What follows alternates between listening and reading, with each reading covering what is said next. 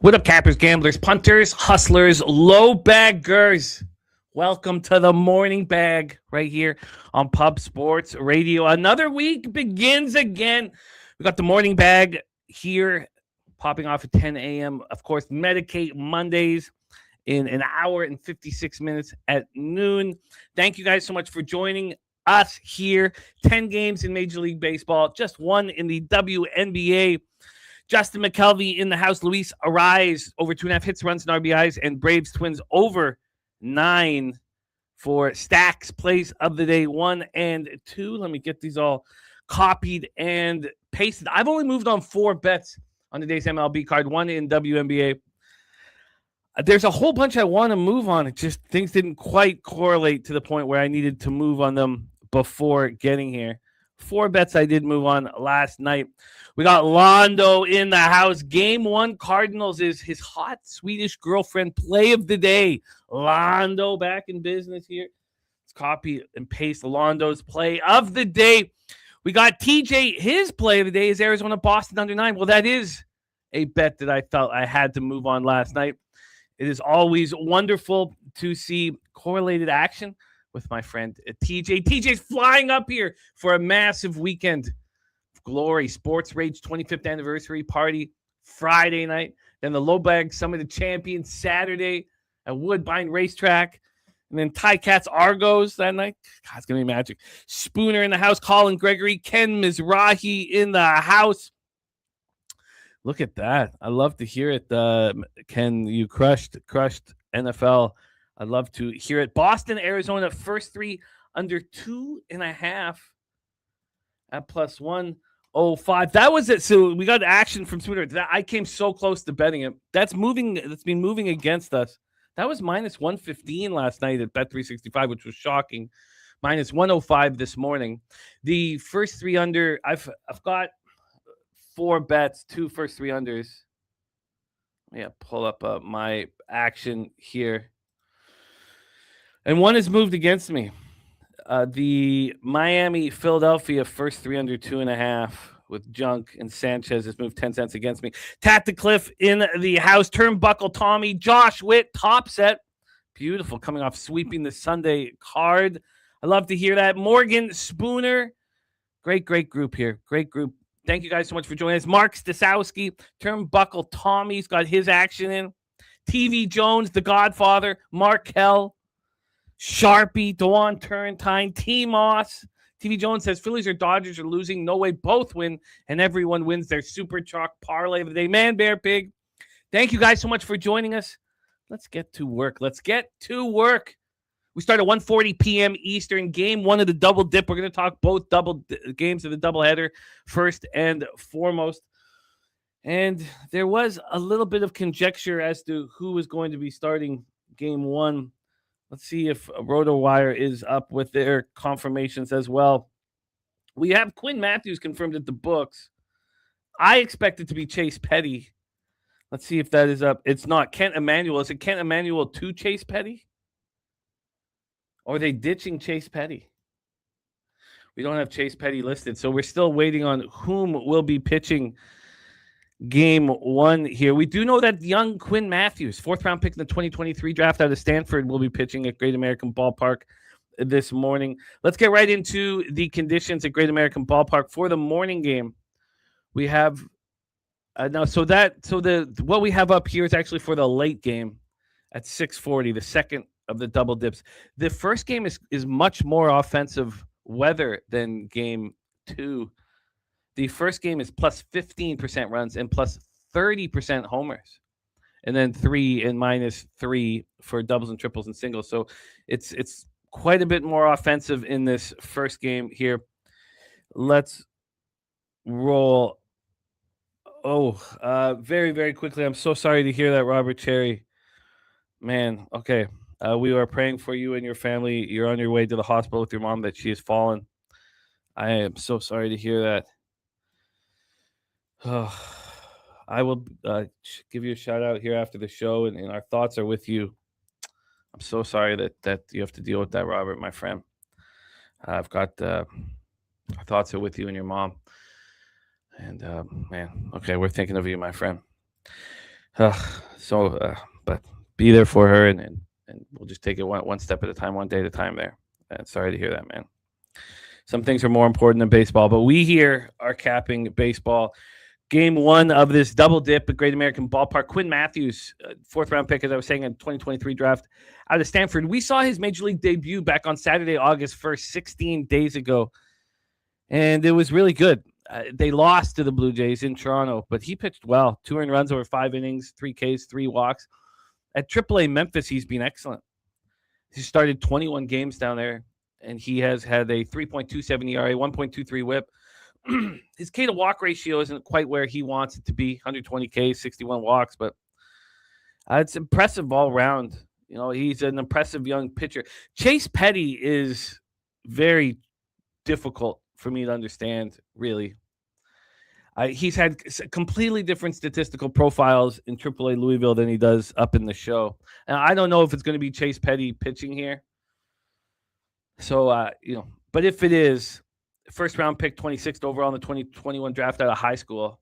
And he was the opener Friday, August 7th. And got touched up at the Nationals. Last time he pitched more than 2 1/3 innings was May 23rd. In AAA Louisville, he's beginning crushed. 6.65 ERA, 1.59 WHIP, 6.23 expected ERA. He's been quite a bit better. Coming out of the bullpen, he actually has a save. He started 3 games. He would just be an opener in this situation if he is pitching today, so we will wait. TV Jones says Quinn Matthews out to set it to 13.5. Says, what am I missing? Went 5 in Toronto through 97 pitches. Now today, I'm a doubleheader day. They'll pull him after 4 innings. I think that's fair. I see that Roto says Kent Emmanuel here. So, we should do our due diligence. We were all expecting it to be Chase Petty. But let's do a quick look at Kent Emmanuel here, because he's a journeyman. He's been around forever, 34 years old, and hasn't been in Major League Baseball, much. He got a cup of coffee in 2024. That's all for this 34-year-old. Oh, yeah, that's all for the 34-year-old journeyman. I guess he got a little more than that. He pitched in 12 games. He has been all over the place, Mexico, everywhere you could imagine, except for Asia. I don't know why he isn't taking a chance out there. I will see if it is Kent Emmanuel. He's been starting games this year, so he would be a legit starter. And I'm sure that it's a pretty special thing, when a 34-year-old who has pitched in 22 games, 35 innings in his career gets a chance to start in the show. An odds trader also says Kent Emmanuel. Well, I'm going to have – so when does this game start off? This game starts at 1:40 p.m., so we still have some time to figure out who will be starting in game one. When we get to the bullpens, we'll be talking about the bullpens because we know we have 2 vets pitching in game 2. Reds bullpen, 4.11 ERA, 1.22 WHIP. Cards bullpen, 4.47 ERA, 1.44 WHIP. Both being very average. Reds bullpen being better than the Cards bullpen over the last 30 days. When it gets to the sticks, man, the Cards are starting to hit a little bit, versus righties. They're still devoid of any power. 247, 679 OPS over the last 30 days. Reds versus righties, 219, 714 OPS. There's BJ in the house. Bruce Huntshow back in business with us. Curtis Berry's got his action up here. Let's get that all copied and pasted. And here we go, locked and loaded here. Let's get into the line history. Let's get into the line history of the spot. So game one here, we've had a 2-cent move towards Quinn Matthews and the Cardinals from -113 to -115. From a total perspective here, we've had a 4-cent move to the over 9.5 and +100 to over 9.5 -104. This line didn't come up for a long, long time as they're trying to figure out who the hell is going to be pitching for the Cincinnati Reds. Nothing here appeals enough to actually invest in. I mean, we don't. But we've got Emmanuel listed at a whole bunch of spots, so I'm going to have to dive deeper in them. Emmanuel confirmed on RotoWire. There's Guillermo Zertucci in the house. 9 legacy play, flank steak play of the day is in as well. Topset says he has been cashing on the Cards. Well, let's talk about game 2. Let's talk about game 2 of this double dip. At least we have a better sense of who will be on the bump for each team. and one is my close personal friend, Rhett Lauder. Game 2, St. Louis Cardinals here. Great American Ballpark, slightly less offensive, as we talked about off the hop. Andre Palante, 12-6, 3.46 ERA, 3.83 expected ERA, 1.22 WHIP. Palante's been very good this year. I've been surprised. He was a gas can last year. Couldn't get strikeouts. Terrible K to walk ratio. Terrible numbers all around. Seems like a very different pitcher this season. Not allowing homers, not getting barreled. That last start at home versus the Phillies was very good. Now he's here, on the road. We don't have, look at this. We don't even have him listed here at a lot of spots, I guess, for spoons. I'm surprised. I thought that we have Lauder and Palante listed at all of the books. And I do. So I'm just going to trust that it's Lauder and Palante. The Palante, if there was any concern, it would be on the road, but we haven't seen that of late. His last road start, 3-1 win, August 5th, 5 1/3, 1 earned run over at the Yankees in the Bronx. Before that, over these Reds at home, shut them down over 7 innings. I was surprised to see this total climbing. It's been climbing since it came out. We got Rhett Lauder on the other side, whom I love. You guys know that. I think he's better than his numbers indicate. I have not been getting paid enough backing him on his starts because the Reds just don't seem to deliver any offense for him whatsoever. What if they provide? Look at this. The last 4 starts of Rhett Lauder, they have scored 10 runs in 4 starts. They're 3-1, 4-2, 3-2, 3-2 wins in a 5-0 loss. Nate Dogg, 420 in the house. Is that Baez? What a game. It was special to see all of that happen. Certainly very special. Turnbuckle Tommy as Cardinals first 5 money line game 2, backing Palante, also on the first 3 under 2.5. Well, and then his Aaron is saying maybe wait to see how game 1 plays out. I think that makes a lot of sense, especially if there's a lot of questions about how deep these starters in game 1 are going to go. Here, though, we have the total open at a much lower spot and much, I imagine right now AIM would be saying, well, that's a very low opener for Great American Ballpark in offensive weather. So it did open up at 8.5 at a pick 'em when this came out at 10:30 last night. We're now at it over 9 at -120 to the over. So we've had a big move towards the over. Joey Lobster here ready to get to work. Look, there was a lot that appealed to me on this card and not in this doubleheader. Still waiting to know exactly who will be on the bump for the Reds against Quinn Matthews. And if it is Emmanuel, then they've pretty much given up on Chase Petty the way I see it, man. But we'll wait and see. For Palante Lauder, look, I'd like to trust both of these pitchers, but the books are saying that is a mistake. So at this point, there's nothing for me, man. At this point, I'm staying off. Let's roll on. 6:05 p.m. Eastern, our next spot on the board. Baltimore Orioles, 61-63, 29-33 on the road at the Tampa Bay Rays, 74-49, 41-21 at home. We're at the Trop in St. Petersburg, Florida. When this line came out, the first thing I wanted was just to trust Shane McClanahan, and back the Rays over the under. Just trust McClanahan. I know he's coming off the IL. It's a back injury. That we talk about non-arm ailments not concerning us, or even we kind of like it when they get a chance to take a break. If any of these are older vets who may be dealing with arm fatigue, the back is always a bit of a concern here. We got Dougie Wise and Light Cheese in the house. Great to see you guys. The back is always a bit of a concern. We saw how it messed up Dustin May's trajectory this season. I mean, he was untouchable. Then the back flared up and he had issues for 4 or 5 weeks. Now, at least McClanahan's been off.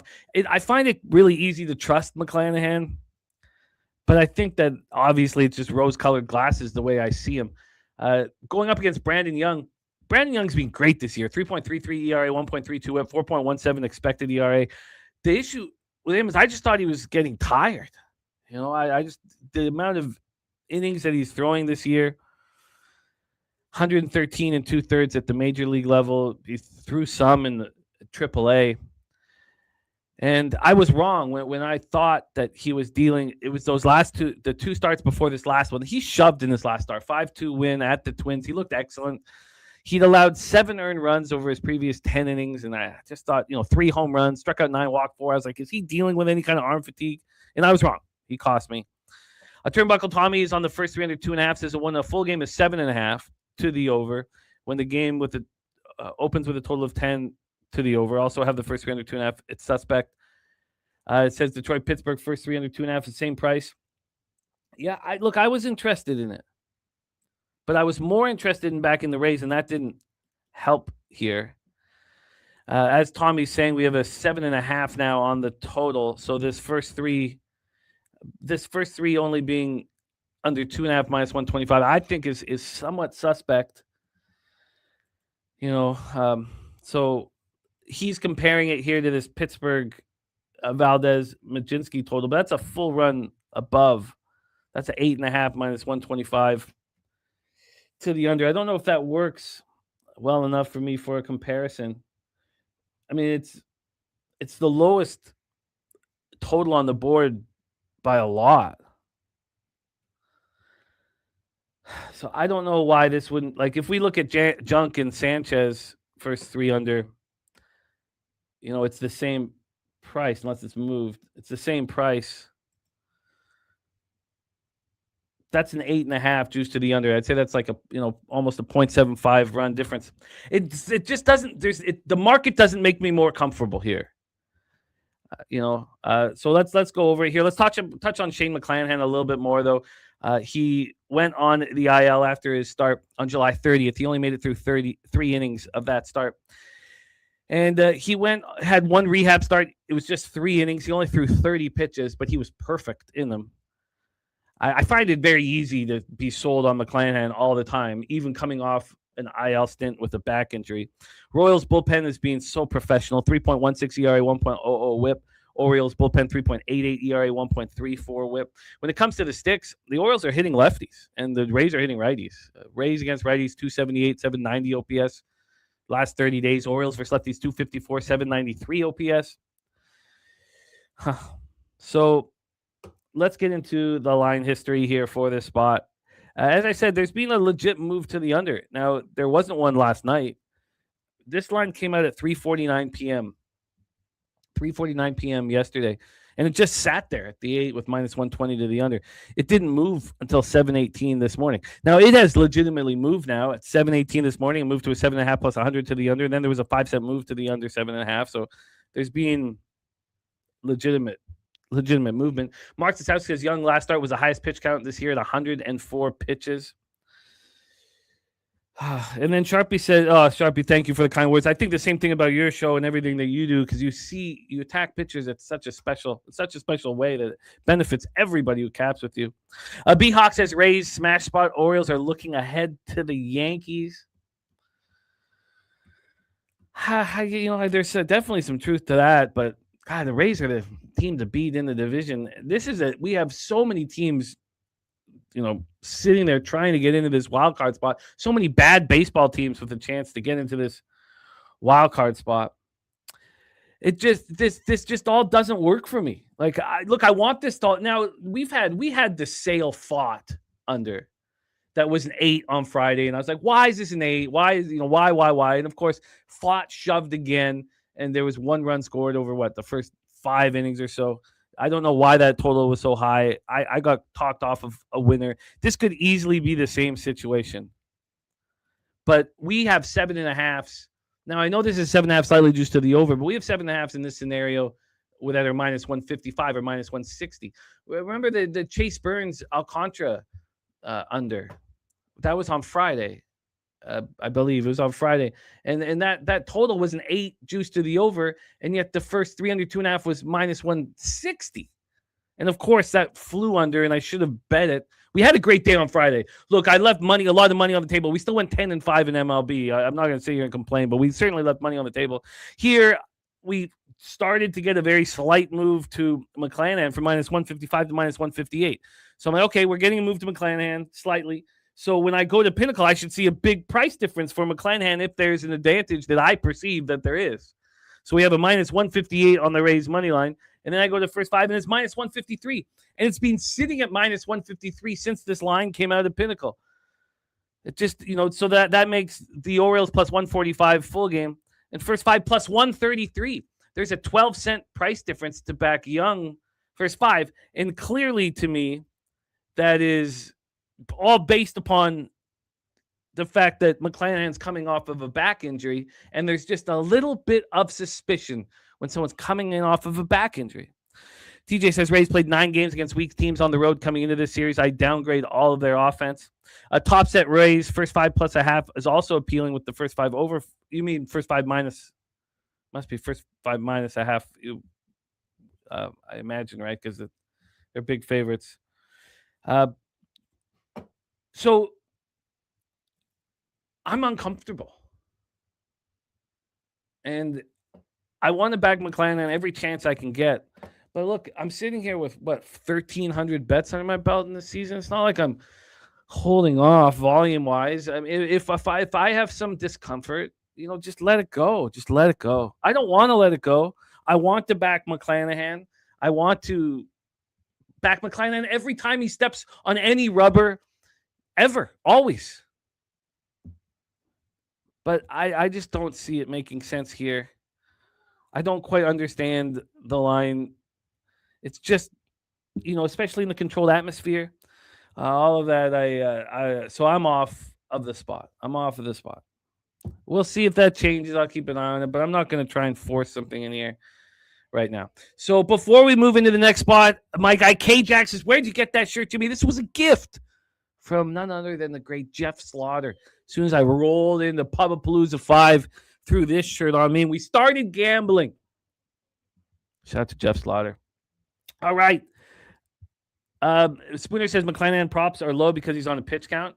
Absolutely. All he threw was 30 in that 30 perfect 3 innings. Spoons knows. It's not going to take me much to talk me into backing McClanahan in any kind of situation. I'm just a little uncomfortable here. So let's roll on. We move on to the next ball on the board. Marlins, Phillies. Marlins 64-61, 26-36 on the road at the Philadelphia Phillies, 67-58, 32-30 at home at Citizens Bank Park in Philadelphia, Pennsylvania. Jansen Junk, Christopher Sanchez. This is fun. Plus 7% runs, plus 13% homers, minus 1% doubles and triples, and plus 1% singles. Jansen Junkaroo, 4.41 ERA, 1.32 whip, 4.15 expected ERA. So he was sidelined with right shin bone inflammation. Right shin bone inflammation. Bruce Huncho on the Phillies, minus 1.5. Spooner says the first 3 is cheaper with Alcantara and Burns because those 2 are both studs. And here we have a guy with a back injury versus pitcher no one trusts. Yeah, and the difference is massive. It's a massive 35-cent difference. Yeah, no, that's fair. Statistically speaking, though, if we put the 2 profiles together, there's not much of a difference between the 4 pitchers. But yeah, no, that's fair. Here we have His Airness says Phil's every which way. We've seen this massive, massive move towards the Philadelphia Phillies. And it was a move that I wanted to get involved with. I like Jansen Junk. Jansen Junk sidelined with that right shin bone inflammation. He was sidelined for a long time. He went on the sideline after a start May 25th. Then we didn't see him until the first start before the All-Star break, July 29th. He only had 2 short rehab starts, and then we saw him back. And he's looked really good except for 1 start. And really good's a little much. How about that? Okay, he didn't look good that second start, 6 earned runs over 4 innings, first start after the All-Star break. Then he had 2 great starts before a poor start, only going 3 innings and 11-3 loss at the Braves. This last start, though, was excellent. It was at home versus the Pirates. And I know he's got the home road extremes, but we saw him at Citi Field. Sure, that's a run suppressing ballpark, but we saw him at Citi Field pitch very, very well in this last road start. It's never been an issue with Junk that he couldn't pitch on the road. We always like backing him at home, but he was never really an issue here. Spoon says, I like this early under 2 ground ball guys in Philly. So do I. Sharpie says, only bet I have in before lineups is Marlins first 7 team total under 2.5. Says Sanchez owns the Marlins, 1.06 ERA last 4 versus Miami, 31 innings, 2 earned runs. This team can't hit lefties, and Sanchez at home. And that they certainly can't hit lefties. I mean, their numbers have dropped dramatically against lefties, which we will go in a very, very quickly. We will get into here. So So look, I trust Junk. Now we have Sanchez at home. This line moving so quickly here, so quickly towards Christopher Sanchez. 2.54 ERA, 1.19 WHIP's got a 3.30 expected ERA. Look, he's been very good of late. He's actually been better on the road than he's been at home. Last start at home, 2 earned runs over 6 innings versus the Nationals. It was nice. 3 earned runs over 6 innings in the home start before that, July 26th. Before that, 2 earned runs over 5 1/3, July 20th. That was his first start post All-Star break. That was against the Dodgers. But again, the Marlins just aren't hitting. They're not hitting at all. Phillies bullpen, 4.29 ERA, 1.32 WHIP.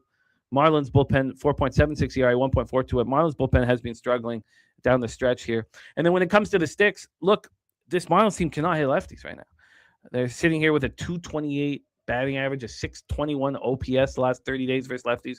Phillies versus righties, 248, 730 OPS. Godfather has Alec Boehm over 1.5 hits, runs, and RBIs at minus 130.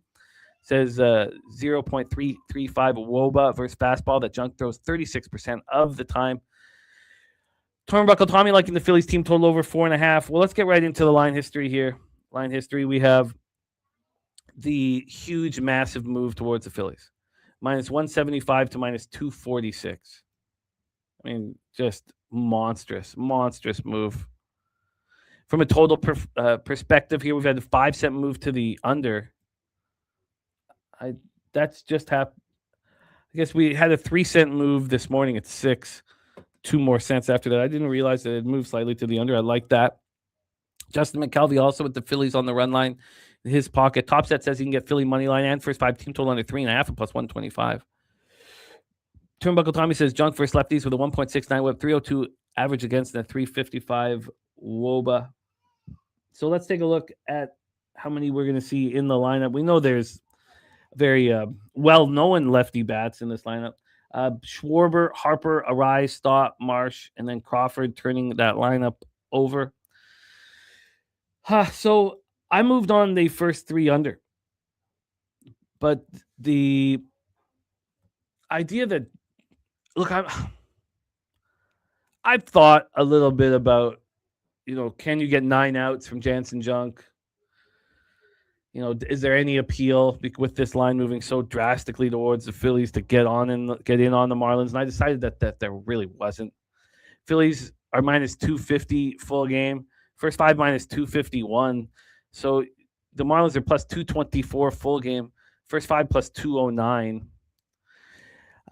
TJ says, book certainly say Philadelphia gets the Junk. First 5 team totals is juiced to the over 2.5. Second most expensive first 5 team total on the board. That's kept him off the first 5 under. I think that's fair. And this, first 3 under that Spoons was talking about that I have bet is, moved 10 cents against me. So I bet it last night at under 2.5 minus 135. Now it's minus 125. Look, we've had a massive move here towards the Phillies. I like Junk as a pitcher. I mean, if Sanchez doesn't allow a run and gets 9 outs, I would expect to hit this first 3 under 2.5. That Junk won't allow 3 runs. God, this bet is so similar to earlier bet. God, this is a while ago, but it was just Brewers Phillies. It was Mizorowski versus Painter, and the line moved so heavily towards Mizorowski. And I took the first 3 under 2.5 at almost this exact same line with the idea that if Painter allows 2 runs or less, I should cash this. And that's exactly what happened. Mizorowski shut down the Phillies through 3 innings. Painter allowed 2 runs in the first 3 innings and it cashed. And maybe that bias is part of what's messing with me here. Spooner joining me on the first 3 under 2.5. Well, you'll get a better line than me and better implied probability. And often when you tell me that you're joining me on action, my ROI skyrockets. So it's music to my ears. So first 3 under 2.5, and there's not going to be more than that here for me. We have 87% of the tickets, 79% of the cash on the Phillies, 56% of the tickets on the under, 76% of cash on the over. So what is Circuit done with this total? They're just leaving it here at 8.5 minus 115 to the over. TJ is on Philly first 5 minus 1 at minus 106. Yeah. And he's on the Phillies first 3 minus a half minus 120. The question is the weather really 25 miles out? No, it is 6 miles per hour left to right.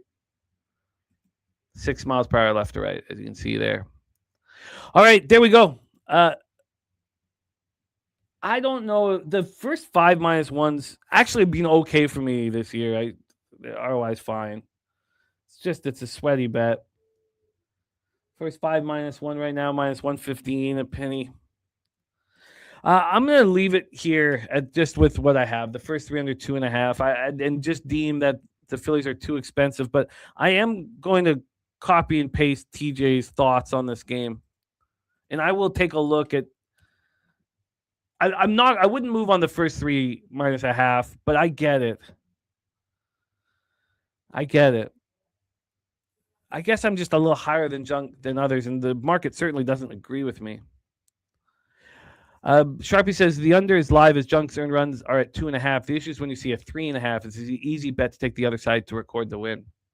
Okay, so there we go. That's Marlins Phillies. I'm on the first 3 under 2.5. My night in this gone 10 cents against me, and we rarely come here with these first 3s going against me. And in fact, and a lot of you guys who bet totals will recognize this. It's not being the kiss of death. It's not being a problem when the first 3. Obviously, we love CLV. It's a comfort thing, but it's not being the kiss of death here.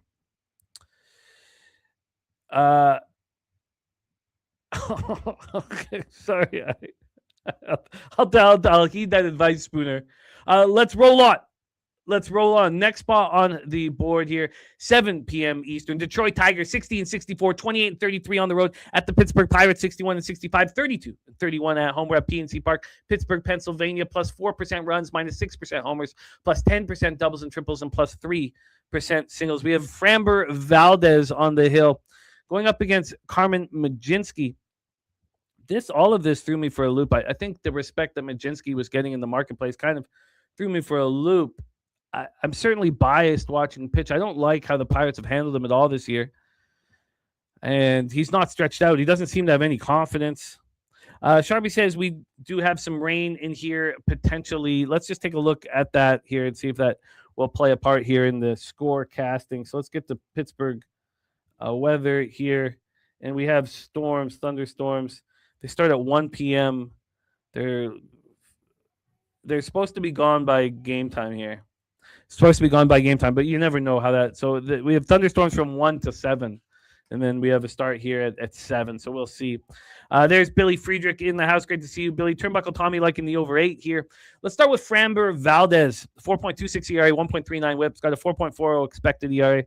Not quite delivering like he did last year in his first year here with Detroit, but look, he's a bulldog. He takes the ball every 5 innings, and that means a lot to a team. You know, maybe his numbers aren't exactly what you'd like them to be, but out there every 5 innings. Last start, 5 2/3, allowed 4 runs, 6-4 loss at home versus the Guardians. It wasn't a very good start.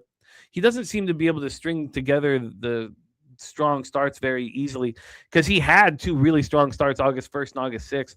August 1st, 2 runs over 7 innings, an 8-6 win at the Athletics. It was really impressive at Sutter Health Park.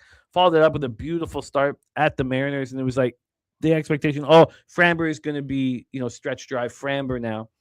And he pitched poorly at home versus the Guardians in that last start on August 12th. Mlodzinski, so before his start, he had made 2 starts in a row. But before his start on Friday, August 7th against the Mets, he hadn't started a game since Monday, May 25th.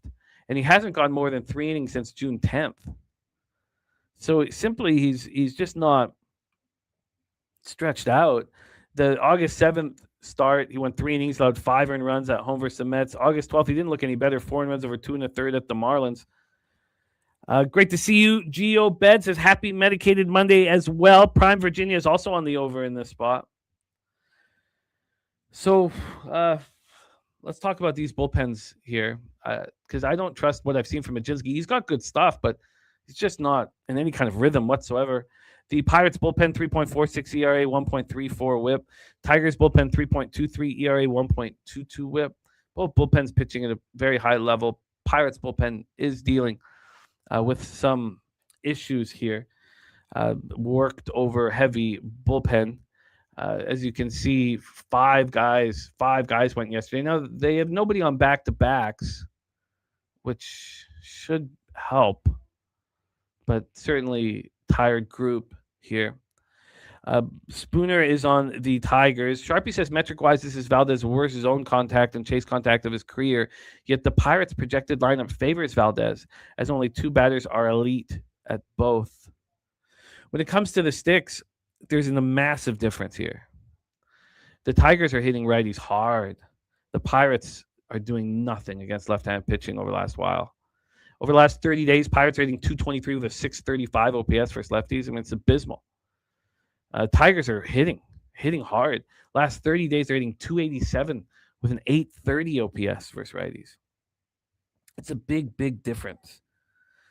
Let's take a look at the line history here for this spot. Let's get rid of the weather. And let's take a look. So line history-wise, we have a 10-cent move to the over.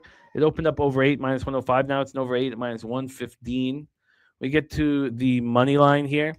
We have 9 cents of movement towards the Pirates from plus 107 to minus 102. Be very interested to hear the price difference. The price difference here is what I really want to know. The Pirates are minus 101 full game. First 5 minus 101. So the Tigers are minus 107 full game. First 5 minus 114.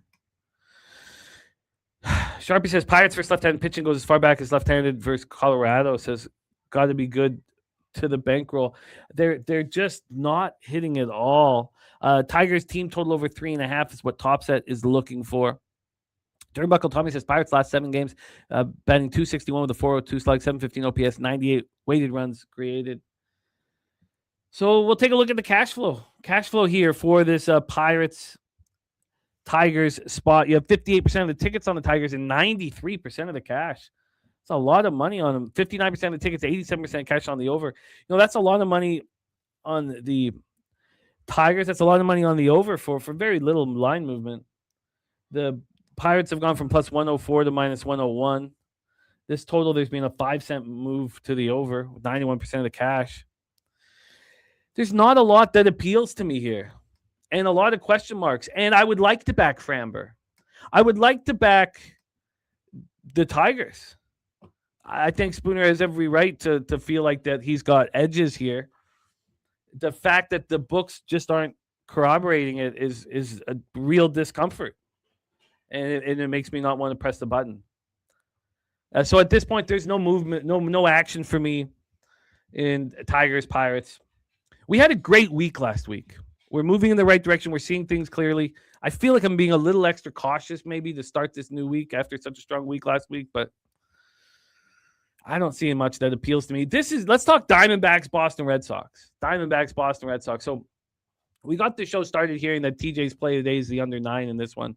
I moved on the under 9 as well. My whole thought process was that I was gonna bet 2 the first 3 under, first 5 under, a full game under. And I wrote in my notes last night, just bet 2 of them because I really liked it. I also wanted to back Mitch Bratt, and the market clearly was implying that was the move to make. And I didn't do that either. All I'm on is this under 9 at minus 111 here. So I'm interested in more, but let's talk it out and decide if this requires extra investment.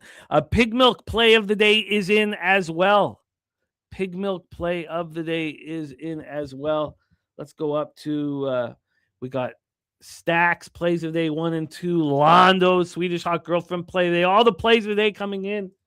And we have our guy Billy Friedrich involved as well. So I love it. Thank you for sharing that with us, Billy. We'll be talking about that here shortly.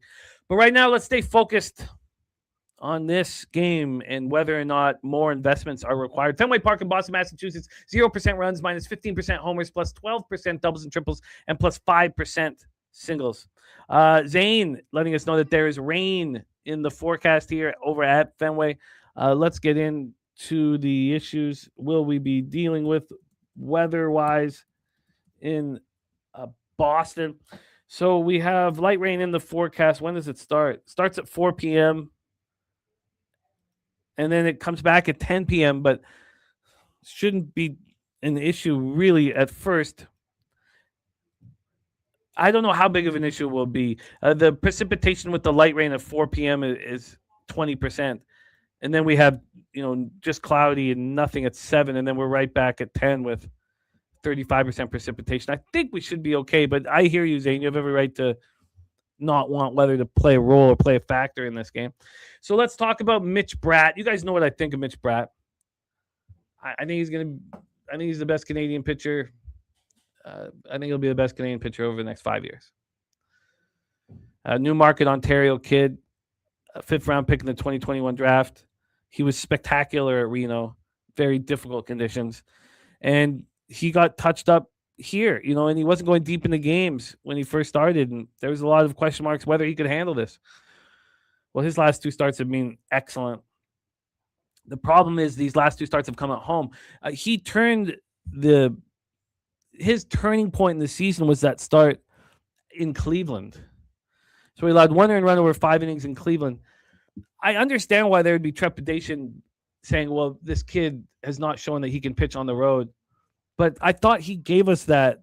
He's had 3 really strong starts in a row. 3 starts. He's gone 18 innings. He's allowed 8 hits, 3 earned runs. He's struck out 15. He's walked 8. I mean, the K to walk ratio isn't exactly where you want it. But in AAA Reno, his K to walk ratio was spectacular. His K to walk ratio is a real problem in the majors. He's got 25 strikeouts and 19 walks. I mean, clearly that's not what's expected of him. And you guys know I really think he's a beast. I think this kid is a monster. And I'm much higher on him than I probably should be.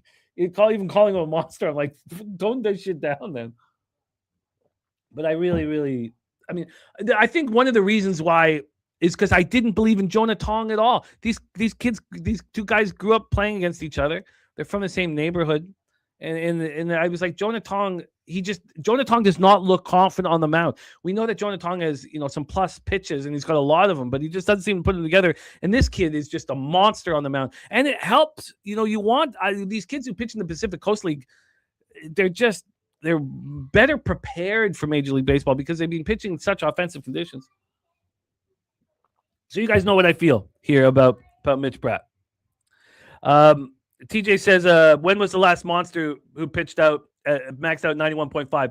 I don't know, Greg Maddux? Let's talk about Alec Gamboa. Here is the opener. 9 pitches. He hasn't started any of these here. 1.59 ERA, 1.12 whip, 2.65 expected ERA. He's been starting games in AAA Worcester. He's pitched in 17 games. He started 8. Now, I think that we have him expected. Right, we have, and Bayo is going to be the primary. So this is the thought process around here, is that Gamboa is the opener. AAA Worcester, 3.68 ERA, 4.20 expected ERA. I think that Worcester, that what he did in Worcester is, I think he's a good pitcher. He has pitched a little bit here, 1.59 ERA. He's pitching 17 innings in the show. Friday, August 14th, 3 innings, 1 run, none earned in an 8-4 loss at the Pirates. Look, I think Gamboa is a lefty opener, which surprises me against the Diamondbacks. I don't know why you'd want a lefty opener with the way they're hitting lefties, but if Gamboa is a good pitcher, we go to Gamboa to Bayo. So Bayo has these terrible numbers, 4.84 ERA, 1.43, 5.28 expected ERA. And I don't want to, put too much shine on him, but he, since the All-Star break, has been very good. 1 earned run. We're not talking these short appearances either. He went 5 1/3 in his first appearance after the All-Star break. He doesn't allow a run. I mean, this guy right now is just, he's doing whatever's asked of him, and he's pitching well. What are we at? We're at 9, 12, 14, 18 1/3 innings. 1 earned run. Also, he's walked 3 batters in 18 1/3. So I'm a believer. I'm a believer in in what he's doing right now. I know maybe it's a mistake.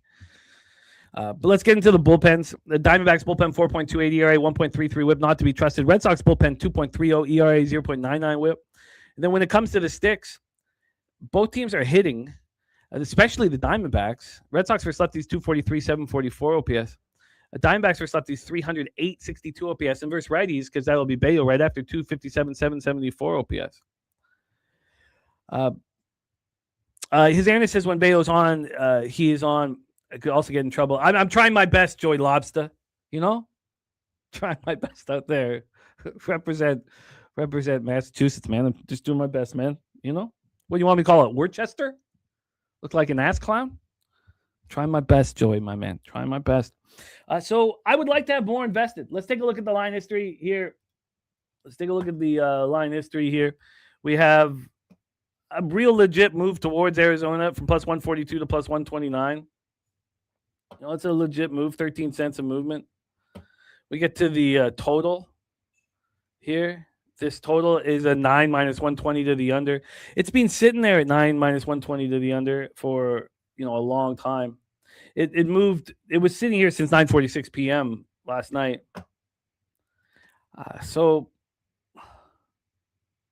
TJ says that Bayo has allowed 2 total earned runs in 6 outings in this situation. Londo is on Arizona first 5. That's another move, I get. Let's take a look at the cash flow here. Because I want more in this spot. Cash flow wise for this one, we have 75% of tickets, 81% of cash on Boston, making Arizona more and more appealing. 50% of tickets on the over, 90% of cash on the over. Let's take a look at the price difference here. And let's look at the price for the first 3, and then we'll move past it. But price difference here, we have the Diamondbacks plus 127 full game. First 5 plus 124. This was what was holding me back, last night, was that there was no, and this morning, there was no indication that there was a big advantage to back Mitch Bratt. Here you have the Red Sox minus 137 full game. First 5 minus 143.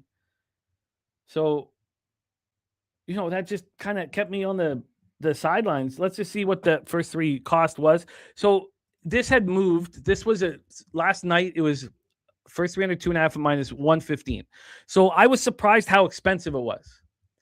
But instead of betting it, especially with everyone knowing that Bayo was coming on afterwards and there being a vividness bias of him being a gas can this year, I thought that it would probably make sense just to wait. I waited. And when I saw this morning, it was minus 105 to the under. It moved 10 cents to the over. And now it's back at a pick'em. Wow.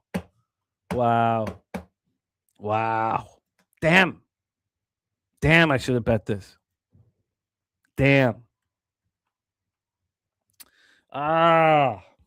Okay. Well, I'll still bet it. I don't know why I needed the books to hold my hand. But, it moves 10 cents against you. You get cold feet.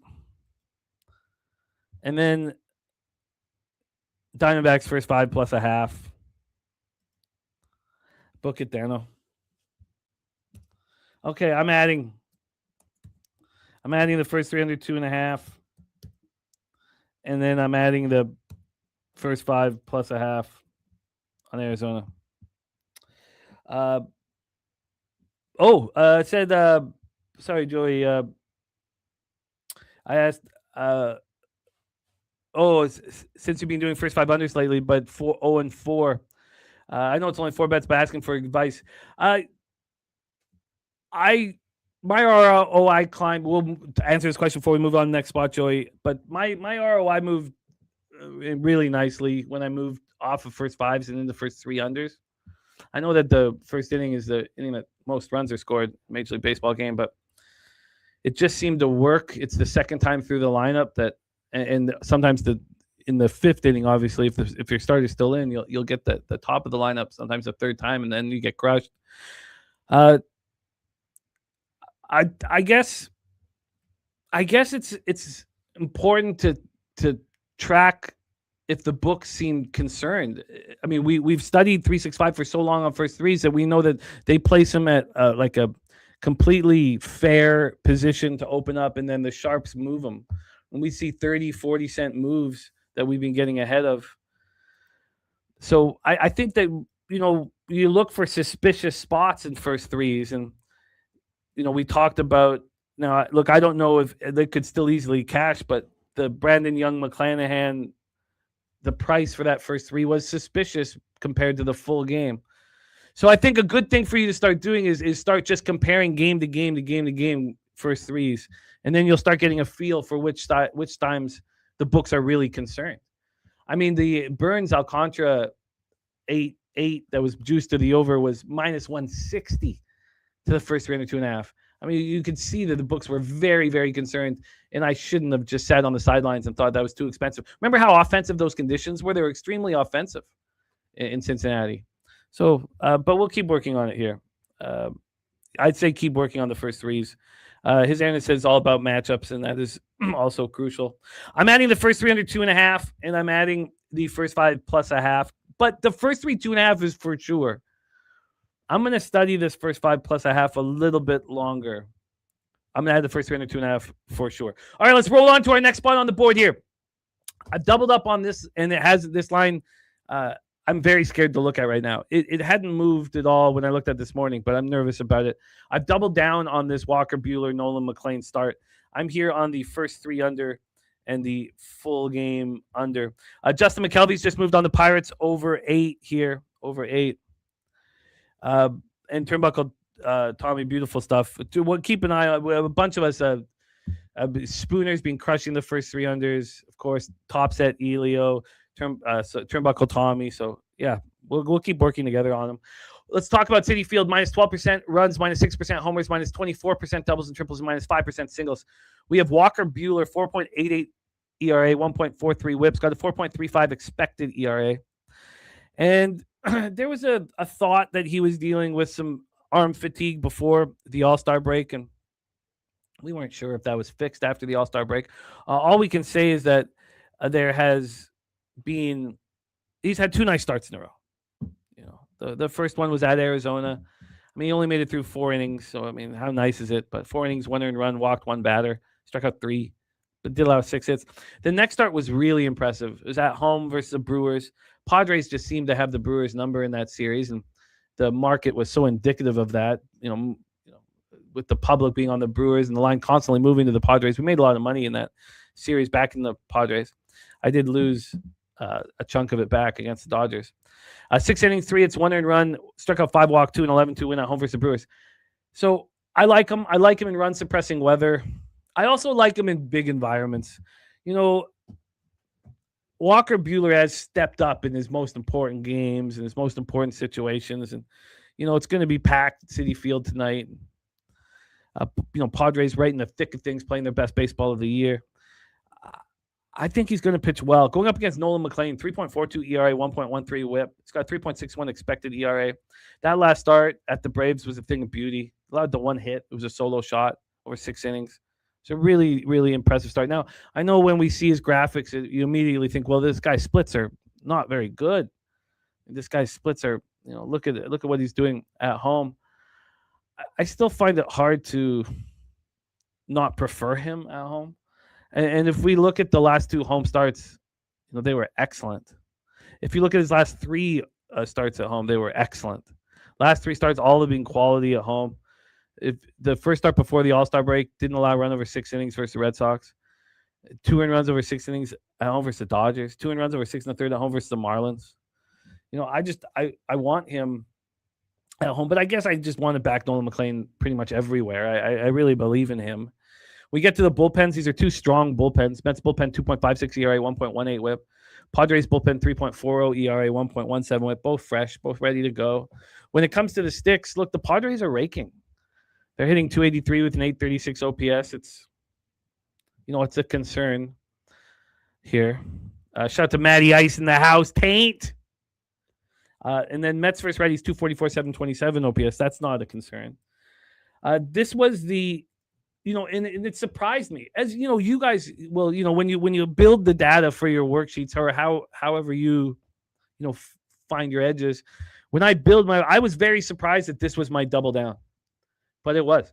I moved on San Diego, New York Mets first 3 under 2.5 at -125. And I moved on San Diego, New York Mets full game under 8.5. And Sharpie said, you said it best about Walker. He's a big game pitcher. If the Mets were in a playoff push, I'd be all over Walker, but it's not a big game. It's a big game stadium. I think it's a big game for, when I think of big games, I think of Garrett Cole in Toronto on Friday night when I was there. You could say, look, the Jays are out of it. It's not a big game. Now, that does have the division rivalry that this doesn't have. But my thought was, look, it's sold out. It's mayhem. And Garrett Cole steps up in those types of games. And I just think that sold out Citi Field tonight. But I hear what you're saying. It'd be better off if the Mets were in contention here. So let's get into the line history. As I said, I did check this first 3 this morning, and it hadn't moved. The full game is an 8. There are some pick'ems out there. So we have moved 12 cents towards the under. When this came out, it was over 8 -125 to the over, plus 105 to the under, which allowed me to get the 8.5. I wanted the 8 to be a win. I didn't want the 8 to be a push. So it cost me 10 cents. Then on the money line here, we have the 4-cent move towards Walker Buehler and the Padres from plus 113 to plus 109. This had gone down to plus 104 at 7 p.m. last night. So then when we get to the cash flow here for this spot, and then I want to see the price difference as well. Cash flow here, and we have on the under 8 there, sorry, can you put that back up for a second? Because I love seeing the difference. So this was on the under 8, 31% of tickets and 93% of the cash. So an hour has gone by, and look at the difference now. Now we have 69% of tickets on the over and 88% of cash on the over. So an absolute massive, massive difference here. Massive money coming in and tickets coming in on the over, and the book's not doing anything in regards to that. 55% of the tickets are on the Padres, and just 12% of the cash. That's a surprise to me. Sharpie says Walker 3 of the last 5 starts. The great ones have been versus playoff teams, and then Miami, San Francisco were the 2 to get him. Says once again, I need a playoff team. I hear that. I just need a sold out building. I need intensity in the air, and the Giants aren't. It's half empty these days at Oracle, and we know it's half empty at Marlins. Was he even at home though? Maybe he was at home for those. Let's get back to Walker here. Yeah, at home versus. Oh, that was at home versus the Giants. Yeah, he didn't step up. You would think that was a divisional game that he would have. And then at the Marlins, 2 earned runs over 5 1/3. I'll take that today. John Preston says Mets hit Buehler, San Diego being hitting period. So John Preston liking the over. Yeah, look, we're not trying to sell you anything. The Padres are hitting hard right now, so I get it. The Braves, Guardians, Marlins, Dodgers, Phillies, Red Sox. That's his last, that's his opposition of late. But I hear what you're saying. I really like the under in this spot, but we'll see how it bangs out. Let's roll on. Next spot on the board, 7:40 p.m. Eastern with the Athletics at the Kansas City Royals. Athletics 49-75, 26-35 on the road at the Kansas City Royals, 51-74, 29-30 at home. We're at Kauffman Stadium in Kansas City, Missouri. Plus 1% runs, plus 5% homers, plus 3% doubles and triples, and minus 1% singles. And you got a much better line than me there, Spoons, in that one. Excellent, excellent work. Let's talk about the spot here. Let me just make sure that we're all set up here as well. Here, I just want to make sure that we got the plays of the day. We got plays of the day popping off in our next couple games here. But Kauffman Stadium, Kansas City, Missouri, I just kept dealing with the same question, and I'm sure you guys asked yourself this as well. Can any of us back the Royals at this price? And there's Turnbuckle Tommy says Royals are minus 210. Look, I want things to be expensive, but that's pretty egregious. Look, Mason Barnett, he's coming off his first 3 starts of the year. He's been just destroyed in all of them. He's got 6.16 ERA, 1.45 whip. He's got a 4.80 expected ERA, and it has messed with me. It has messed with me. There's been times where I thought, oh, well, I think he can be okay here, and he just gets touched up everywhere he goes. That last start at home versus the Rays, 5 earned runs over 4 innings. In these 3 starts, that he's had, he has allowed 13 earned runs. 13 earned runs in 13 and a third innings. He has allowed 6 home runs in his last 2 starts. In his last start, he didn't even get a strikeout. He walked 3 batters, though. He's not pitching at a high level. Turnbuckle Tommy says the A's have 44 plate appearances versus Walker with a 368 average and a 909 OPS. Matty I says, has Kansas City been this big a favorite all year? Could Kansas City possibly be getting into the cash cow range? It probably could be. And Spooner saying that Cagg's live at-bat home run prop should have value in his 2 at-bats versus Barnett. Turnbuckle Tommy says Royals have 15 plate appearances versus Barnett with a 143 average and 343 OPS. So let's talk about Waka Flocka on the other hand. 5 and 8, 3.46 ERA, 1.15 whips, got a 4.09 expected ERA. Last time we saw him, August 11th, he went 3 earned runs over 6 2/3 at the Dodgers. He pitched very well. He's pitching so well. He got blown up before the All-Star break.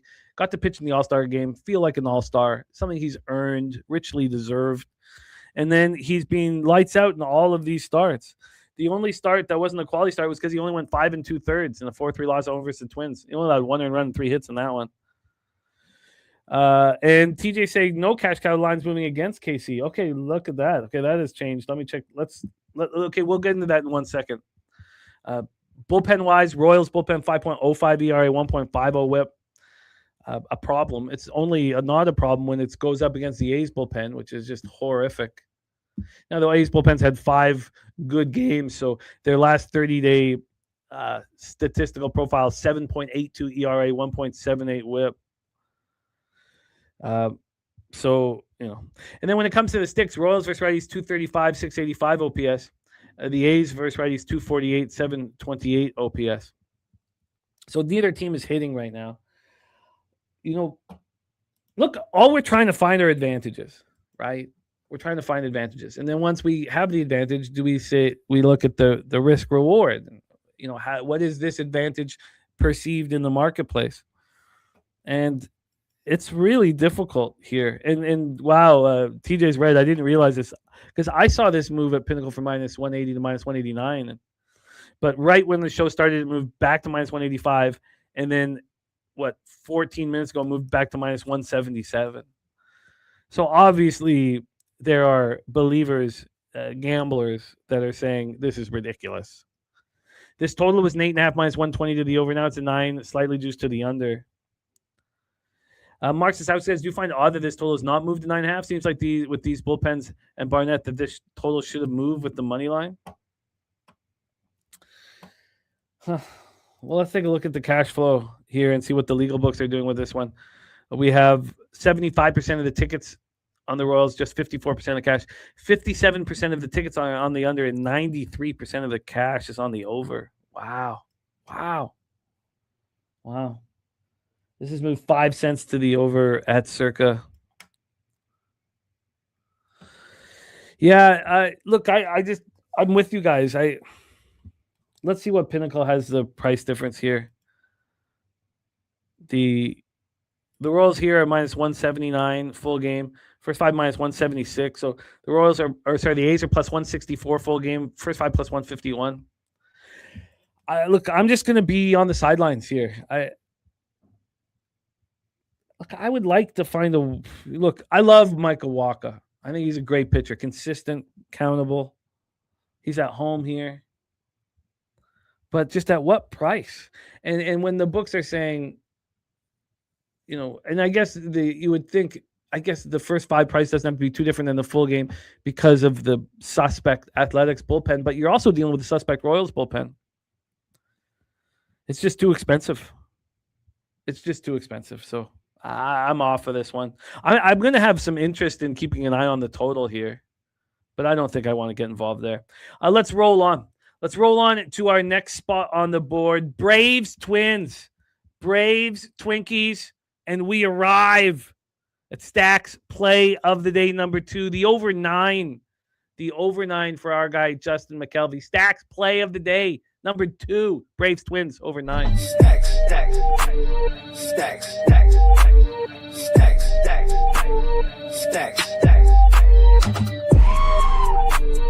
Stacks, stacks, stacks, stacks, stacks, stacks, stacks. And Sharpie saying there's no difference in first five between Walker and Barnett. Seems like Barnett shows up today. I don't I don't want to have to deal with that consequence, man. I don't want to have to deal with that. I'm going to stay off the game pretty comfortably. We have stacks in effect, Rex in effect here. Let's see what we are dealing with and break down this spot here. You guys know anytime Martin Perez pitches, I want to back him. I want to back him every time he's on the mound right now, the way he's pitching. But I couldn't quite understand why there wasn't an advantage at the books. I couldn't understand it. Target Field in Minneapolis, Minnesota. I know this has already been up. I just want to touch on it myself. We have plus 2% runs, plus 1% homers, plus 1% doubles and triples, and even for singles. Doesn't seem to be a concern about rain here in the forecast. And Jerry Davis says batter versus pitcher against Barnett, says under first three and first five looks appealing.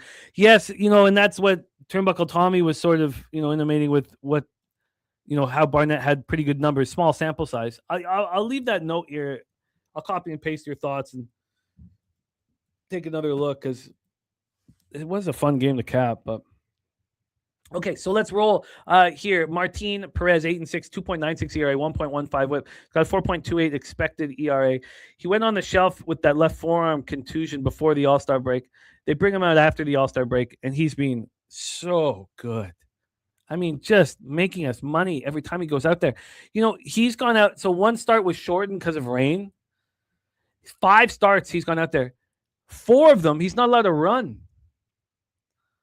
This guy gets you out of every. He's not like it's sweaty watching him out there because he doesn't get swing. He doesn't have swing and miss stuff. He's got a very low whiff rate, low strikeout rate. Strikeout rate under 20%. But man, he gets you those ground balls 50% of the time. Can get you out of trouble over and over and over and over again. Hoops in the house. Thank you for joining us. Let's talk about that last start. 4-0 win at the Mets. Doesn't allow a run over 6 innings. I mean, the guy's just been printing me money. And yet, I didn't move on this game.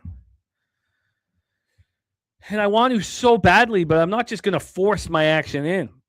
Bailey Ober, 7-4, 4.64 ERA, 1.23 WHIP, 4.70 expected ERA. His last start was at home, where we're supposed to trust him, and he got touched up for 5 earned runs over 6 innings. It's hard to find nice things to say about Bailey Ober, honestly. He's cost me a lot of money in his career. He was sidelined with a right flexor strain, and he was sidelined not for that long, for like 20 days. He came back with a start before the All-Star break, looked good. Start after the All-Star break, looked good. Then he got touched up at the Guardians. Then he came home versus the Royals, had a quality start, back-to-back quality starts versus the Royals, which were impressive.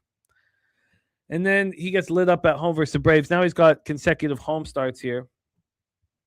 Turnbuckle Tommy says Braves have 10 plate appearances versus Ober with a 333 average, 1.289 OPS. Yeah, with the interleague games, we don't need to worry too much about it. But Martin Perez, of course, being all over the place. So the Twins have 33 plate appearances versus Perez, 292 average, 996 OPS. Turnbuckle Tommy says Twins ranked 10th versus the sinker, which they will see 35% of the time from Perez, his most thrown pitch. Hippie J on the Braves money line here. Well, let's get to the bullpen. This Twins bullpen now has been pitching well for a legit amount of time. 3.26 ERA, 1.45 WHIP. And it's been a surprise. They were so bad all year, but they're pitching better. The Braves bullpen 4.89 ERA, 1.47 WHIP. And Spooner saying how he doesn't really understand how he ever made it past AA with this stuff. I think he's talking about Martin Perez. You can't use the eye test with Martin Perez. But man, he gets outs. He gets the job done. When it comes to the sticks, Braves versus righties, 248, 751 OPS. Twins versus lefties, 242, 715 OPS. Now Buxton's back, and having him at the top of the lineup is a big difference maker. Let's get into the line history here. Line history, we had a big move towards the over. Big move towards the over. This one opened up at 8.5, slightly juiced to the under. And it wasn't that fast. I mean, this didn't move to a 9 until like 10:30 last night. Now it's at its high watermark, over 9 at minus 122. So, I mean, God. The book's telling us these guys are going to get touched up. You got the Braves sitting here at minus 125. They opened at minus 125. Sorry. It says Spooner saying he doesn't understand how Bailey Ober ever made it past AA. No worries, my man. Yeah. Look, the books are saying that Stacks is the sharp side here, moving on the over. Let's take a look at the cash flow for the spot. We have 80% of the tickets on the Braves and 42% of the cash. 64% of the tickets on the over, 89% cash on the over, and it appears to be moving quickly towards the over. John Preston said, I think people are betting into the idea that mini bats are back to what they were months ago. And then price difference for me, of course, I just give me some sign. I will bet Martin Perez first 5 so quickly if I can just receive some sign, which we're not getting. Braves are minus 121 full game, minus 123 first 5. So the Twins are plus 111 full game, plus 107 first 5. I mean,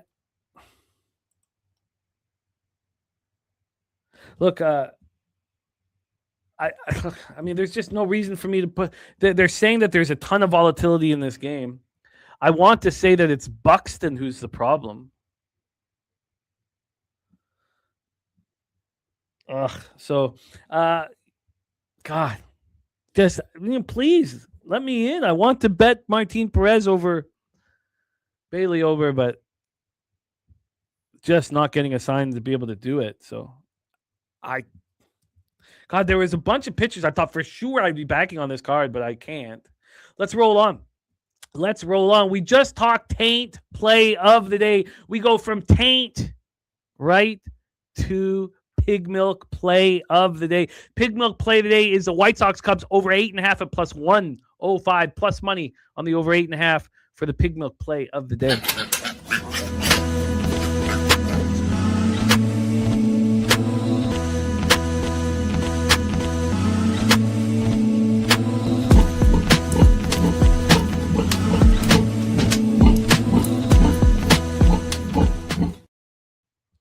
Let's roll and set up pig milk, sweet pig milk, Wrigley Field in Chicago, Illinois. Let's get right to the weather. Minus 4% runs, plus 8% homers, minus 14% doubles and triples, and minus 3% singles. We have Luis Castillo on the hill, 4.96 ERA, 1.35 whip. It's got a 4.62 expected ERA. Turnbuckle Tommy has got the White Sox plus 145 in his pocket. What the hell are we going to get from Luis Castillo? That last start was so good. That last start was so good. Look, Castillo, the Mariners didn't want to be stuck the way they were stuck with that Felix Hernandez contract. And they somehow got out of it with Castillo, and we thought, wow, they're so lucky. And then Castillo shoves. Hernandez... By the way, I was like, I thought the Hernandez contract was longer and more expensive in my head. I checked it out last night. It was just a 7-year, $195 million contract. And he played just until the end of the contract. He did, after COVID was done, he tried out for the Baltimore Orioles. If you write Felix Hernandez Orioles into your computer, you'll see an out-of-shape Felix Hernandez in a Baltimore Orioles jersey, and it's horrifying. Like, it's this. If you have any friends that are Mariner fans, just send that to them anytime. It's just a horrifying image. But Castillo, I thought they just didn't want. There was nothing they could do with King Felix. They had to keep, they couldn't cut him or trade him or anything like that. Nobody wanted him at that, unless they were going to eat salary. And he meant so much to the Mariners, and they didn't want to be stuck. Castillo shoving in his last start was spectacular, but I don't know what the hell to do with it. He allowed 1 hit over 7 innings, struck out 10, walked 2. He looked phenomenal. His Aaron has said Castillo ain't doing that back to back here.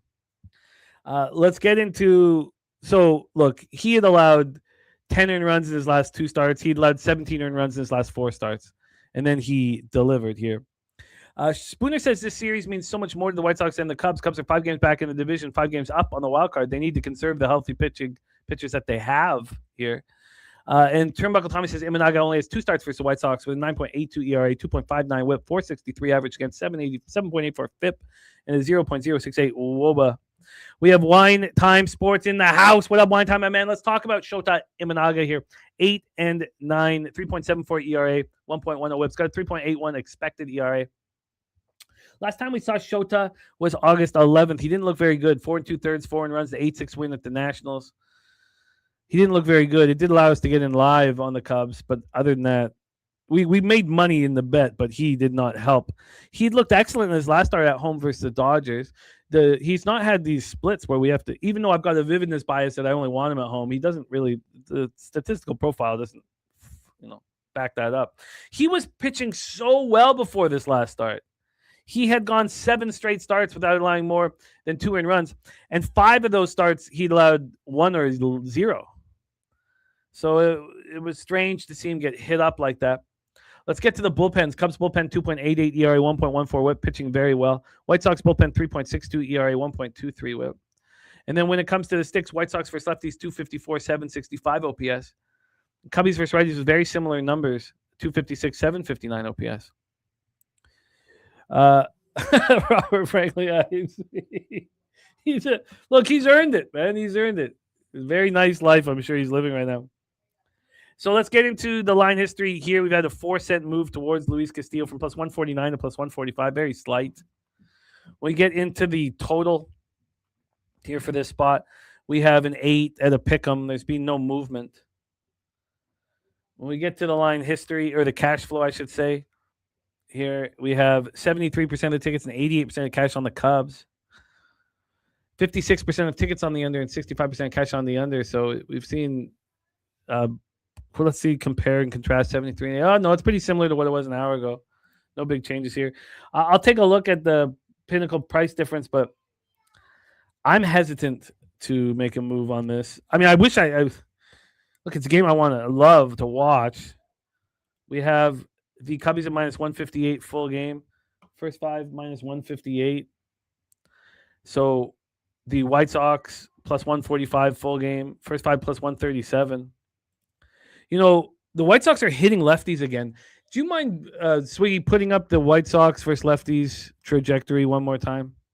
They were not hitting lefties for a long time, and they're back hitting them again. Castillo coming off such a good start. But I don't want to fade. I don't want to fade Imanaga at home. Let's look at his last home starts. 1 earned run over 5 innings at home versus the Dodgers August 5th. 2 earned runs over 6 2/3 at home versus the Yankees. No earned runs over 7 at home versus the Twins. Those are his 3 starts there. Hoop saying, asking about whether the weather conditions support. They don't. Well, this is run suppressing weather. Minus 4% runs, plus 8% homers, minus 14% doubles and triples, minus 3% singles.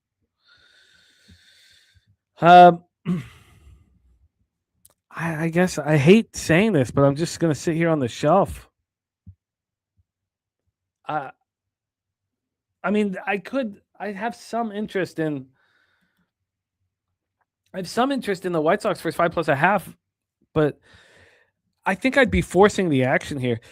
Am I really going to sit here and try and tell you that Castillo is going to do that again here on the road in a difficult situation? Cole Raised says, feels like the White Sox want it more. I get that. I hear that, but it's very, am I going to invest in that angle? It's just hard to get there. And Mark Stavsky says, wow, the White Sox are hitting left and pitching the last 5 games. They've turned it around. Curtis Berry is on the White Sox plus 140. Says this, I think the lineup tees off early on Imanaga. Look, I'm not going to move on this right now. It's just, there's not enough for me to invest in it. As much as I, as a gambler, just want to have action on it, I also, there's consequences. We got to win here. It's not just fun and games and play. Let's roll on. Next spot on the board, but we did have pig milk. Sweet pig milk. 8:40 p.m. Eastern, our next spot on the board. LA Dodgers 74-51, 37-25 on the road at the Colorado Rockies, 50-74, 27-32 at home. We're at Coors Field, Denver, Colorado, where, as you would expect, very offensive conditions. Plus 38% runs, plus 28% homers, plus 31% doubles and triples, plus 17% singles. We have Blake Snell here. So we had the nano needle surgery, the nanoscope that Tariq Skubal had. seemed to be fine. He looked good in his rehab starts, something he generally does. And then we saw him on Tuesday, August 11th, and he looked excellent. 1 earned run over 6 innings. He went up against Waka in that start. It was a great game. 10 strikeouts, 1 walk, 5-4 extra inning win at home versus the Royals. He looked very, very good. You guys know how high I am on Tomoyuki Sugano. 4.43 ERA, 1.25 whip. The guy is being so consistent. He had the back spasms, and he was so consistent before a terrible start, before he went on the shelf for back spasms.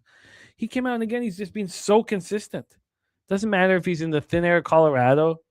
He's giving you around 6 every start. He doesn't allow more than 3 earned runs.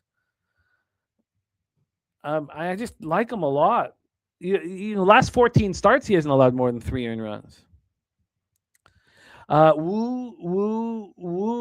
Our guy Kenny Woo in the house says boots on the ground in chorus today and tomorrow. Says seems like a series where the Dodgers score a ton of runs. Dodgers team total over today, and look at Tucker to get out of his brutal slump being in elevation. Look at that. That's great stuff from Kenny. And Kenny says Snell shoves today. So let's take a look at this line history here. This is our final MLB game on the board before we get into WNBA. We have a 10.5 here, minus 120 to the over, just sitting there. Now, this we got up to 11 for a long time, then came back to 10.5. That interests me quite a bit. That 10.5 opener is a low opener at Coors, and watching it get up to 11, I thought made sense. Coming back to 10.5, obviously it's piquing my interest quite a bit. I've seen a 31-cent move towards Blake Snell from minus 230 to minus 261. Huh. This is what I was looking for from Turnbuckle Tommy. Beautiful. The Turnbuckle Tommy says Dodgers have 38 plate appearances versus Sugano with a 333 average and a 1.287 OPS. Turnbuckle Tommy says Rockies have 37 plate appearances versus Snell with a 121 average and a 459 OPS. Let me go through my notes. Has Sugano faced the Dodgers this year? Arizona, Rays, Royals. It's May 27th. 3 earned runs over 4 2/3 at Chavez Ravine. And then Friday, April 17th, 5 earned runs in 4 innings at home versus the Dodgers. Okay, so twice this year. TV Jones says the Dodgers are terrible. Snell second outing off IL. Rockies 10-2 last 12. Sugano starts. Dodgers bullpen is ass. Rockies being feisty. This is a crazy price. Snell and Dodgers tax through the roof. I like that. I like that breakdown. Let's talk about these bullpens. 4.78 ERA, 1.51 whip for the Rockies. Dodgers bullpen 4.55 ERA, 1.40 whip. And then when it comes to the sticks, Rockies versus lefties 253, 728 OPS. Dodgers versus righties 244, 713 OPS. I would like to see a couple things here. I'd like to see the prices of some things. I really have some interest in the early unders all of a sudden. 86% of tickets, 93% of cash on the Dodgers, 88% of tickets on the under, but 67% of cash on the over. I'm pretty surprised by this move here, this back to 10.5. And you know who else moved it back to 10.5? Circa. They opened this up at a flat 11, then a 10-cent move to the under, and now it's a 10.5. Now it's minus 125 to the over, so I guess you call it 10.75. We got Drew in the house. He's got a lock for today. It's a term we don't usually use, but hey, Drew, thank you so much for the dono. And you want to call the lock? I'll read it out. Lock for today. Phillies money line in the under 8. Trey Turner with a hit. Bryce Harper with a hit. Kyle Schwarber with a hit here for Drew with the $5 dono. It says thoughts.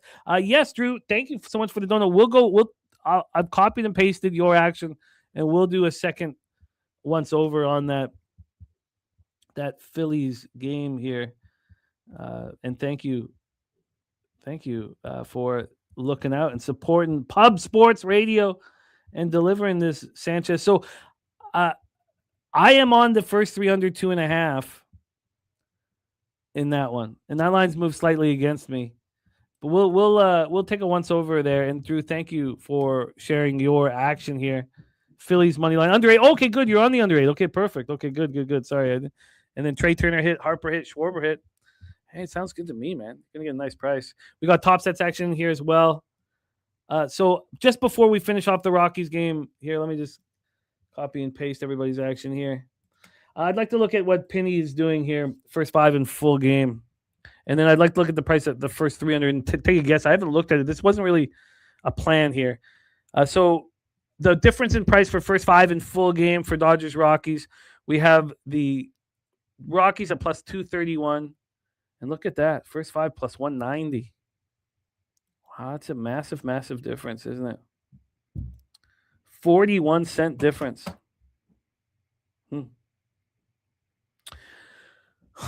So there's a thought process that it's not that Sugano that is the one that's going to get lit up and smoked. The under 6, first 5 under 6 at minus 126. I could get in on that, man. I could get in on that. Let's just see what the first 3 is. So we're going to take a guess as what the first 3 will be. It's a 10.5 at 365 minus 120 to the over. So you should be able to get an under 3.5. Now, in the Sugano starts, they haven't really been that way at home, but you would expect you could get another 3.5 like minus 145. I imagine it's going to be like minus 165 and really expensive for it, but let's just see what it is here. The first 300 3.5 is minus 135. Wow. And the Medicaid video is in this game. Jerry Davis says, interesting, Snell got crushed in Coors in 21 and 22, hasn't pitched there since 2023. I'm interested, but I don't want to double down on this. I guess that first 5 under 6 is probably more appealing. 7 runs in the first 5 innings. I'm interested in the early under. I'm not going to double down. So it's either first 5 or first 3. And, I could turn that 3 into a plus money proposition. Okay, so first 5 or first 3 under, I expect to add on in Dodgers, Rockies here. All right, let's review MLB action for Monday, August 17th. We're going to go over our specialty plays of the day at the end of the program, which is going to be happening very shortly. We only have one game in WNBA. For me, I had 4 bets when I came in, and there was a lot more that I wanted. Miami, Philadelphia, first 3 under 2.5, minus 135. Arizona, Boston, under 9 at minus 111. And, that's co-raised is probably Colorado raised here is on the first 5 under. So I'm on Miami, Philadelphia, first 3 under 2.5, Arizona, Boston, under 9, San Diego, New York, Mets, first 3 under 2.5, and San Diego, New York, Mets, full game under 8.5. Those are the 4 bets that I came in with. And then for additions here, the double dip threw me for a loop. I cannot believe that I'm off of this Shane McClanahan start, very uncomfortably off of it. I really wanted to be involved in it. And then the Tigers Pirates, I'm off. The Majinski Framber. I'm adding the first 3 under 2.5, and I may add, I'm close to adding the Diamondbacks first 5 plus a half. And I think I can get there, but I'm definitely adding the first 3 under 2.5 in Arizona, Boston. So I'll bet that right after the show. You guys know I've doubled down on that Mets spot. And then we have, I want to go over a little bit more Jerry Davis's thoughts on this early under in Athletics Royals. So I'm going to study that after the game. I can't believe I'm not backing Martin Perez, but I just need things to correlate to some extent. I've cashed a bunch of first 3 unders with Martin Perez on the hill where the line's moved against me or it's been, plus money to the under 2.5. But then that White Sox Cubbies, but I think I've got enough action. Here. There is our guy, Mally Mal. Says, what's up? Have you ever thought about taking lead tied after 2 innings in the games you like first 3 unders? Well, we've seen our guy, Philly Eagle Flyer, crush those. I just, when I'm investing in first 3 under 2.5, I don't really want to add to the investment or compound losses if I'm wrong.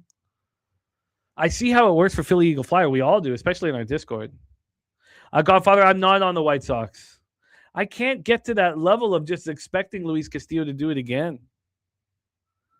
Respect, Colorado Rays. Respect. Great to have you here in chat. And Kong Slip says, Ole Miss is a college football breakdown today on Medicaid Monday in 30 minutes. So stop by and show some love. All right, let's get into the WNBA. WNBA has been very good to us. And it's a roller coaster ride. But it's been very good to us this year. So let's keep rolling. And Spooner says, sitting here on McClanahan in Young Island all alone. Market hasn't respected Young all year. Drew, I like your action. I think I like it. And we'll touch it one more time when we do a review of the specialty plays of the day. I like it. I like it. It's not correlated because you're on the under, but then you're on 3 players to get hit. I like it. We cashed our SGP when we went to the game on Friday, the Jays Yankees game. Cashed it easily, plus 442. Paid for the whole evening and more. It was beautiful. It was first 3 under 2.5. Kirk hit. Jimenez hit. That's fun. It's fun bet. All right, Wings, Valkyries. We're at the Chase Center in San Francisco, California. Let's get right into the line history and the cash flow. I have moved on this game, and I've moved with confidence, but let's see what the line is here. We have a 6 at minus 115 towards the Valks. This moved to 5.5 this morning. I moved on it at 5.5, and I'll break it down for you. This opened up at 5.5. It got up to 6.5 pretty quickly yesterday afternoon, and then it back to 5.5 this morning. Now we're back at the 6 at minus 115. There are injury issues that are hovering over the game. From a total standpoint here, we opened up at 163.5. Now we're at 162.5. When we get to the cash flow, we have 67% of the tickets on the Valkyries, but just 36% of the cash. 63% of the tickets on the over, and 64% of the cash on the over. Jerry Davis on the Wings plus 6.5. John Preston says the Valkyries just clinched the wild card. Dallas wants to win, and Shepard is game time. So let's roll here. I don't agree with the idea that the Valks will take it easy. It's not like they clinched yesterday or the day before. They've been off for a long time.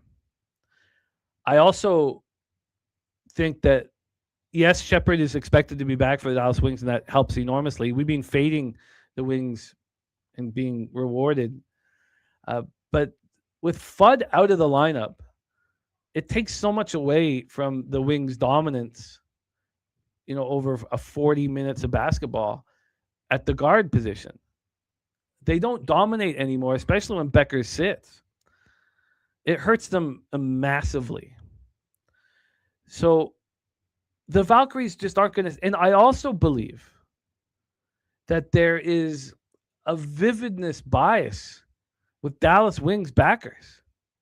They've made so much money off the Wings. The Wings were covering every single game before the WNBA All-Star break.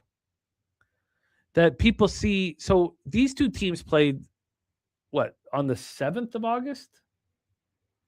And that game opened up with the Valks as plus 1.5 point dogs. The Wings were without Fudd and Shepard, which was known by the books. It closed at 1.5. So now we have a 6. An opening at 6 or opening at 5.5, which is a 7-point difference from that game right there. I like that 7-point difference. Justin says links on deck for the Valkyries off 20-point beatdown of the Sky. I just believe. So first off, I've not seen anyone on the Valkyrie.